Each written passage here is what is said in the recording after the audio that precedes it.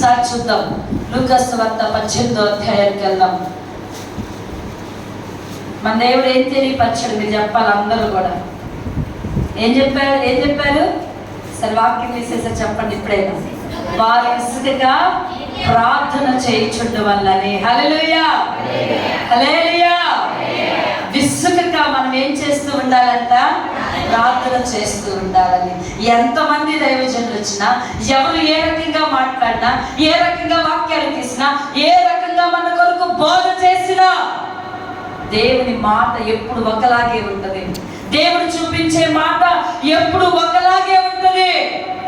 నీవు కొన్ని సంవత్సరాలు బట్టి ప్రార్థన చేశావు, నీ ఇంట్లో మార్పు రాలా. నువ్వు కొన్ని సంవత్సరాలుగా నీ భర్త మార్పు కోసం అడిగావు, నీ భర్తలో మార్పు రాలా. యవన కాలంలో ఎదిగిన కుమారుడి కోసం 4-5 సంవత్సరాలుగా నువ్వు ప్రార్థన చేస్తున్నావు, అయినా నీ కొడుకుకి ఏం రాలేదమ్మా? మార్పు రాలా. 10 సంవత్సరాలుగా అడుగుతున్నావు అప్పు తీరాలని, అయినా నీకు అప్పు తీరలా. ఈ 15 సంవత్సరాలుగా అడుగుతున్నావు, రోగంతో కృంగిపోతున్నా, ఈ రోగము నాలో నుండి పెరిగి వేసేయాలి, అయినా నీకు రోగముల నుండి విడుదల రాలా. అందుకే నా దేవుడు అంటున్నాడు, విసుగక నువ్వేం చేయాలంట? ప్రార్థన చేయాలంట. విసుగక దేవుని సన్నిధిలో నిత్యము నువ్వు దేవునితో సహవాసం కలిగి ఉన్నావా? దేవుని సన్నిధిలో నువ్వు ప్రార్థన చేస్తున్నావా? దేవునితో కలిసి నువ్వు అన్నిటి సహవాసము సంబంధం కలిగి ఉన్నావా? అయితే నా దేవుడు అంటున్నమాట 18:7 ఒకసారి చదువుదాం. 18:7 చదువుదాం.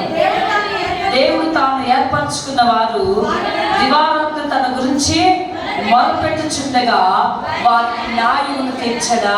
హల్లెలూయా హల్లెలూయా. దివారాత్రులు మొరపెట్టే వారికి దేవుడు ఏం చేస్తాడంట?